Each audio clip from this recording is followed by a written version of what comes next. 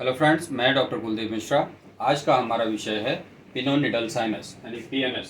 पिनोनिडल sinus एक Latin word है जिसका मतलब होता है nest of hairs and sinus का मीनिंग होता है ट्रैक, ब्लाइंड ट्रैक जो एक तरफ से ओपन है और एक तरफ से बंद है, ऐसे ट्रैक को साइनस बोलते हैं।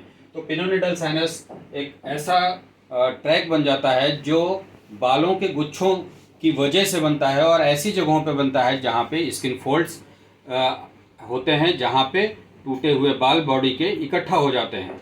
जैसे नेटल क्लेफ्ट जो बटक्स के बीच का एरिया होता है, यहाँ पे बैक के जो बाल होते हैं वो टूट के इकट्ठा हो जाते हैं, जिनकी वजह से वहाँ पे पिनोनिडल साइनस बनता है बटक्स के बीच में सेक्रम और कॉसिक्स के रीजन में, just above to the anal opening.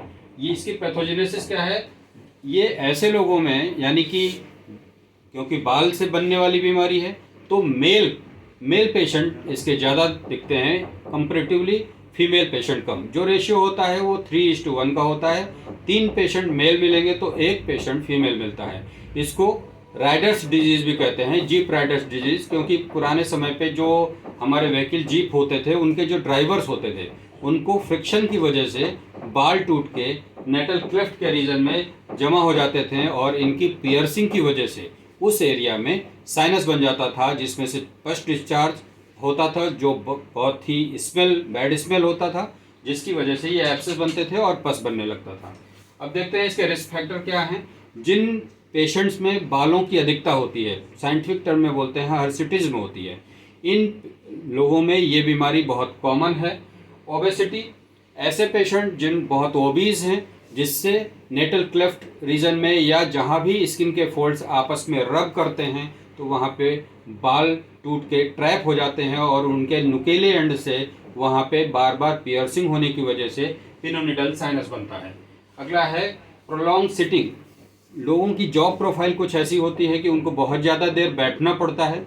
उस सिटिंग कंडीशन में जब स्किन के फोल्ड्स आपस में रब करते हैं, स्वेटिंग होता है, बाल वहाँ पे टूट जाते हैं, ट्रैप हो जाते हैं और पियर्सिंग की वजह से पिनोनिडल साइनस बन जाता है। ऐसे ये इनका प्लेस केवल नेटल क्लेफ्ट ही एक ऐसा प्लेस नहीं है जहाँ पे ये बीमारी होती है। जैसे कुछ व्यक्तियों को आर्म पिट्स यानी एक्सिला रीजन में, यहाँ पे भी पिनोनिडल साइनस बन सकता है, या ग्रोइन रीजन में बहुत कॉमन होता है, या फिर ऑक्यूपेशन के अकॉर्डिंग, जैसे बार्बर है वो कटिंग के टाइम पे कंटिन्यूअस एक्सपोजर की वजह से जो हमारी फिंगर्स हैं इनके बीच की ये जो पोर्शन होता है, यहाँ पर भी इनको ऐसा पिनोनिडल साइनस बनने के चांसेस रहते हैं। इसको फिंगर वेब बोलते हैं, ठीक है ना।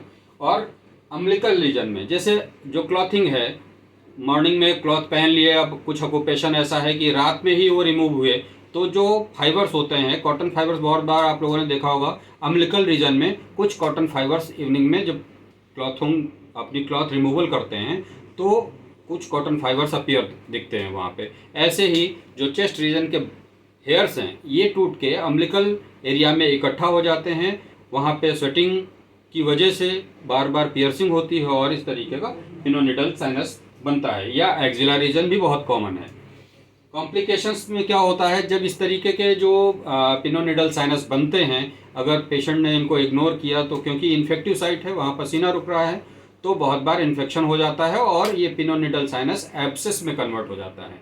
ऐसी लोकेशन होने की वजह से बहुत कॉमन है कि ये बार बार रिकरेंस रेट ज़्यादा होता है। ये इस बीमारी के कॉम्प्लिकेशन है। अब मैनेजमेंट कैसे करेंगे? प्रिवेंशन में पहले तो किसी चीज़, कोई भी बीमारी हो, prevention is better than cure. हम वो कंडीशन ही ना आने दें जिससे कि बीमारी डेवलप हो। तो प्रिवेंशन में क्या करते हैं? Maintain local hygiene. जहाँ पे इस तरीके का पीएनएस डेवलप हो रहा है, पिनोनिडल साइनस डेवलप हो रहा है, उस एरिया को नीट एंड क्लीन रखें। क्या तरीका हो सकता है? जैसे ऐसे लोग जिनको हर्सुटिज्म है तो लोकल एरिया में जहाँ पे भी इस चीज़ का रिकरेंस हो रहा है वहाँ के हेयर्स को रिमूव करके रखें। बहुत सारी टेक्निक हैं, जो भी आपको सुटेबल हो उसके अकॉर्डिंग आप वहाँ के हेयर्स रिमूव करें।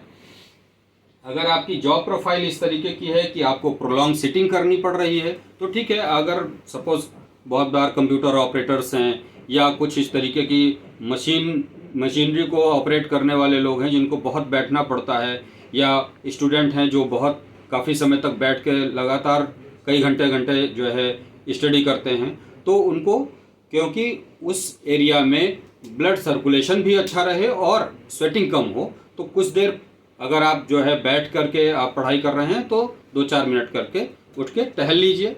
या फिर अगर जॉब प्रोफेशन ऐसा है जैसे बहुत हॉट एरिया में काम करना पड़ रहा है, कुछ फैक्ट्री वर्कर्स ऐसे हैं, तो उनको चाहिए कि उस एरिया में कोई कॉटन का कपड़ा यानी कि कॉटन पीस जो है, जैसे अगर क्लेफ्ट की बात करें तो अंडरवियर के नीचे एक कॉटन का रुमाल उसको अटैच करके रखें, जिससे कि आपकी स्वेटिंग जो है वहाँ पे ना टिके बल्कि उस कॉटन के कपड़े में सोक कर ले, ठीक है ना। ऐसे ही जिनको वेट बहुत ज़्यादा है, वेट ज़्यादा होने की वजह से 2 स्किन फोल्ड्स में रबिंग हो रही है, उनको वेट रिडक्शन की तरफ सोचना चाहिए। और इसके अलावा सर्जिकल मैनेजमेंट है, जैसे मान लीजिए ये बीमारी हो ही गई है तो उसको आप किस तरीके से ठीक कर सकते हैं। छायासूत्र लाइगेशन, जैसे ये मान लीजिए आपका ऐसी कंडीशन में जो ये माइक्रो ओपनिंग बन जाती हैं, इनके अंदर से पस रिलीज होता रहता है। ऐसी कंडीशन में अगर आप जो है इसको ठीक करना है तो पहली बात तो इन हेयर्स को रिमूव करके रखना चाहिए। दूसरी चीज़, अगर सर्जिकल इंटरवेंशन की बात करें तो जो इसकी प्राइमरी ओपनिंग है, जो डिपेंडेंट पार्ट है, वहाँ तक छारसूत्र को इंसर्ट करके लाइगेट कर देना चाहिए, जिससे कि ड्रेनेज मेंटेन होता है, डेब्रिस वहाँ से रिमूव होती रहती है और धीरे धीरे करके ये ऊन जो है वो सूख जाता है। इसके साथ साथ अगर कॉम्प्लिकेशन बन रहे हैं, सपोज प्राइमरी साइड से हट के कुछ ओपनिंग बन रही है, तो लाइगेट कर लेते हैं छारसूत्र से, तो ये जैसे फिस्टुला का ट्रीटमेंट होता है ऑन द सेम वे ये भी धीरे धीरे करके ठीक हो जाता है।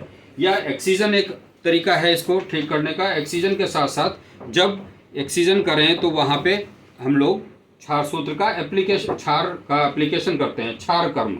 जैसे इस चीज़ को अगर लाइगेट करके मान लीजिए ये एब्सेस को हमने ओपन कर दिया, जो पेनोनिडल साइनस है इसको ओपन कर दिया, फिर उसको जो है लेखन कर्म जो होता है वो छार से बहुत अच्छा हो जाता है, छारसूत्र अप्लाई करके छोड़ देते हैं, तो ये ऊन धीरे धीरे करके 3 वीक में भर जाता है। एक्सीजन के साथ लेखन कर्म अगर स्क्रैपिंग कर दिया जाता है तो भी ये ठीक हो जाता है। और मॉडर्न में कुछ और तरीके हैं इसको ठीक करने के, जैसे जेट प्लास्टी है या मर्सपियलाइजेशन है, ये मॉडर्न टेक्निक हैं जिससे कि इसमें अच्छे रिजल्ट्स मिल जाते हैं।